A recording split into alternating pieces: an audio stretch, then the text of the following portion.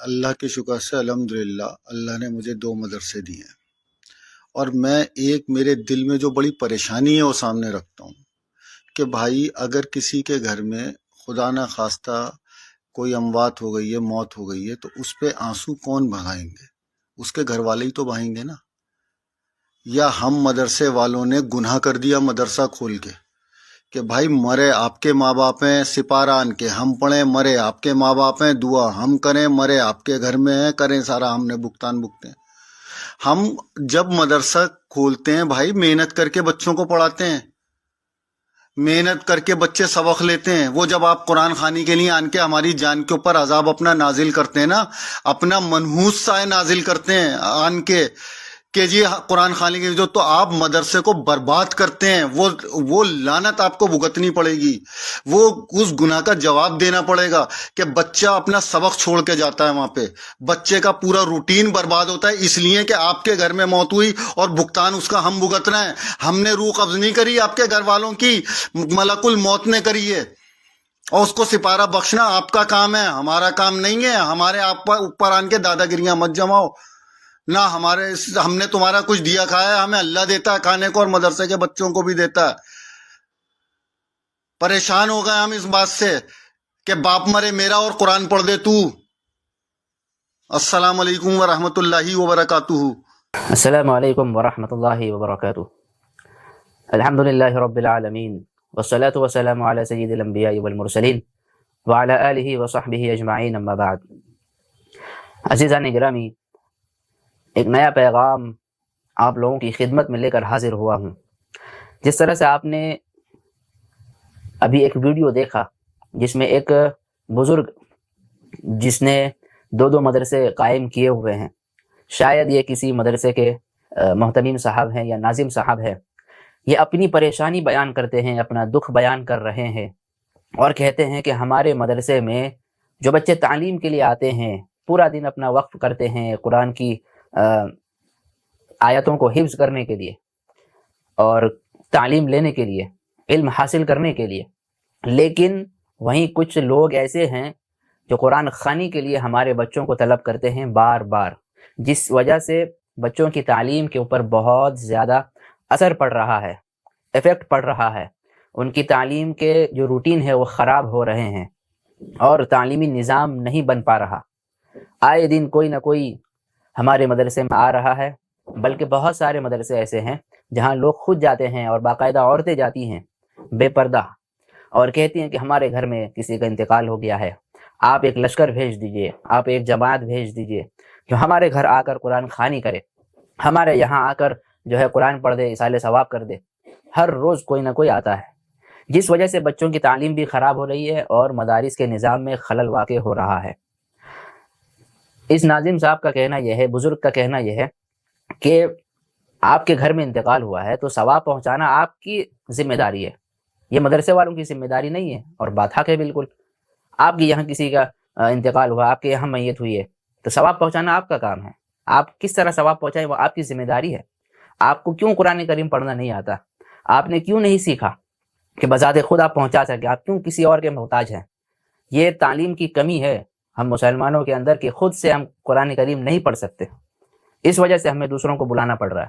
البتہ اہل سنت والجماعت احناف دیوبند کا موقف یہی ہے کہ قرآن خوانی جائز نہیں ہے، کسی بھی صورت جائز نہیں ہے اجتماعی قرآن خوانی۔ ہاں، آپ جو ایصال ثواب کا جو طریقہ بتایا گیا ہے حدیث پاک کے اندر، آپ اسے اگر اختیار کرتے ہیں تو ٹھیک ہے، ورنہ قرآن خوانی کسی بھی صورت میں جائز نہیں ہے۔ اب اگر کوئی ایک ہے کہ مولانا طارق جمیل صاحب نے بھی قرآن خوانی کروایا تو وہ الگ ایک میٹر ہے ان کا، اس کے اوپر بھی انشاءاللہ گفتگو آپ کے سامنے پیش کی جائے گی۔ لیکن آج بگاڑ کہاں پہ ہے میں اس کے اوپر بات کرنے چلا ہوں۔ آپ ویڈیو کو اینڈ تک دیکھیے اور کچھ سیکھ کر جائیے۔ مسئلہ یہاں اختلاف کا نہیں ہے، مسئلہ یہاں مذہب اور مسلک کا نہیں ہے، مسئلہ یہاں پر ہے غلط فہمی کا، قرآن و حدیث کو غلط سمجھنے کا۔ میں یہ نہیں کہتا کہ ہم لوگ نہیں کرتے ہیں تو دوسرے بھی نہ کریں، بلکہ جو صحیح قرآن و سنت کی روشنی میں جو صحیح بات ہے اور جو صحیح پیغام ہے وہ یہی ہے کہ قرآن خوانی جائز نہیں ہے۔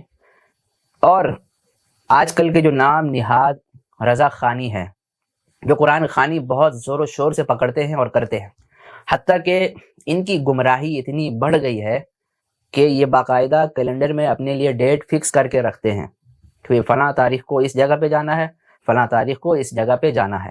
صبح فجر کے بعد قرآن خوانی، ظہر بعد، عصر بعد، مغرب بعد، عشاء بعد، پورا دن قرآن خوانی میں ان کا جاتا ہے۔ اب یہاں پر یہ مدرسہ ان لوگوں نے قائم کیا ہے، بہت سارے رضا خوانی مدرسے ایسے ہیں جہاں تعلیم کے نام پہ صرف قرآن خوانی کا بزنس چل رہا ہے۔ جی ہاں، صرف تعلیم کے نام پہ قرآن خوانی کا بزنس چل رہا ہے۔ ان کے ماں باپ کو بھی سوچنا چاہیے کہ ہم نے اپنے بچے کو جن کے حوالے کیا ہے وہ تو ہمارے بچوں کو دوسروں کے دروازے پہ لے جاتے ہیں اور قرآن خوانی کے نام پہ پیسہ بٹورتے ہیں۔ غلطی دونوں طرف ہے۔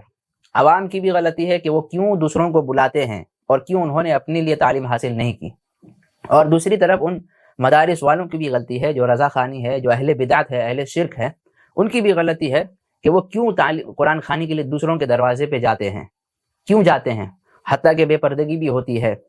اور کبھی کبھار ایسا حادثہ بھی سننے میں آیا ہے کہ بعض مرتبہ جو ہے بہت سارے مواقع ایسے بھی آئے ہیں جو شرمناک ثابت ہوئے۔ تو ان رضا خوانیوں کی غلطی ہے کہ بھائی آپ کیوں جا رہے ہیں قرآن خوانی کے لیے؟ وجہ صرف یہ ہے کہ ان کو 2 پیسے وہاں ملتے ہیں، ان کو 2-4 لڈو اور مٹھائیاں وہاں مل جاتی ہیں اور چائے پینے کو مل جاتا ہے، 2-4 پیسے ہاتھ میں آ جاتے ہیں، بس یہی ان کا بزنس چل رہا ہے۔ آج قرآن خوانی کے لیے گئے، کل تیجا کے لیے چلے جائیں گے، پرسوں 40واں کے لیے چلے جائیں گے، اور اس کے بعد 1 ہفتے بعد برسی کے لیے نکل جائیں گے۔ پورا دن یہ طواف کرتے رہتے ہیں، دوسروں کے گھر گھر جا کر ایک طرح سے عزت دارانہ بھیک مانگنا ہوا یہ۔ ہم کیوں اپنے 2 لڈو کے لیے، 2 مٹھائی کے لیے، 2 پیسے کے لیے قرآن کی آیتوں کو بیچ دے؟ تبھی تو سورہ بقرہ کے اندر اللہ تعالیٰ نے فرمایا وَلَا تَشْتَرُوا بِآيَاتِي ثَمَنًا قَلِيلًا، کہ تم میری آیتوں کو ثمن قلیل کے عوض مت بیچا کرو، یعنی تھوڑی بہت مقدار، تھوڑی بہت رقم کے لیے تم بیچ دیتے ہو۔ یہ تو غلطی دونوں طرف ہے، غلطی عوام کی زیادہ نہیں ہے، غلطی ان کے رہنماؤں کی ہے جنہوں نے ان کو غلط تربیت دی اور غلط تعلیم دی، غلط پیغام ان تک پہنچایا، ان کا مزاج ان کا ایسا کر دیا کہ وہ قرآن خوانی کے بغیر رہ نہیں سکتے۔ گھر میں برکت کے لیے قرآن خوانی کرواتے ہیں، دکان میں برکت کے لیے قرآن خوانی کرواتے ہیں، مچان میں، مکان میں، اور اسی طرح کارخانوں میں، حتیٰ کہ اب تو ان کی گمراہی اتنی بڑھ گئی کہ چرس اور گاجا جہاں پیا جاتا ہے، چرس کا جہاں اڈا ہے نا، شراب خانہ جہاں ہے، وہاں پر بھی قرآن خوانی کے لیے یہ رضا خوانی پہنچ گئے ہیں۔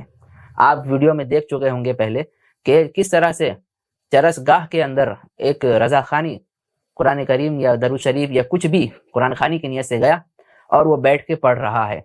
ویڈیو بنانے والوں نے اور خبر گیری کرنے والوں نے ان کی گرفت بھی کی، اور مالک بغل میں بیٹھا ہے، وہ مزے سے کہہ رہا ہے کہ میں تو قرآن خوانی کروا رہا ہوں، حتیٰ کہ حرام کاریاں وہاں سے شروع ہو رہی ہیں۔ وہ جگہ ہی انہوں نے ایجاد کیا ہے حرام کاریوں کے لیے، حرام پیسہ کمانے کے لیے، وہاں پہ قرآن کی برکت لے کر رضا خوانی پہنچ رہا ہے۔ یہاں سے مطلب یہ ثابت ہوا کہ وہ برکت کے لیے نہیں، اپنا جیب بھرنے کے لیے گیا، اسے تو پیسے سے مطلب ہے، چاہے شراب کا اڈا کھل رہا ہو یا چرس اور گاجا کی فیکٹری کھل رہی ہو یا پھر جوا کا کارخانہ کھل رہا ہو، اسے اس سے کوئی مطلب نہیں، اسے مطلب ہے 2-4 پیسے سے۔ اور جانے سے پہلے یہ لوگ اماؤنٹ طے کر لیتے ہیں کہ آپ مجھے کتنا پے کریں گے، کتنا دیں گے، 1000 2000، جہاں آپ نے 100-200 کم بول دیے تو یہ تیار نہیں ہوں گے بلکہ یہ کینسل کر دیں گے۔ حتیٰ کہ ہر ایک ان کا بھی ایک کیٹیگری ہوتا ہے، اگر مکمل قرآن کی قرآن خوانی چاہیے تو 5000 روپے، 10,000 روپے، یا تھوڑا بہت تو اس کے لیے 500,000 روپے انہوں نے فکس کر رکھا ہے، حتیٰ کہ پڑھتے کچھ بھی نہیں ہے۔ میں نے باقاعدہ خود انکوائری کی ہے اور بہت سارے ایسے لوگوں سے میرا تعلقات ہے جو اس دلدل میں پھنسے ہوئے ہیں، اس گمراہی میں پھنسے ہوئے ہیں، لالچ کی بنیاد پر، پیسے کی بنیاد پر، پیسہ کے آگے انہیں کچھ نہیں دکھ رہا، حلال حرام کی تمیز تک نہیں کر پا رہے ہیں وہ۔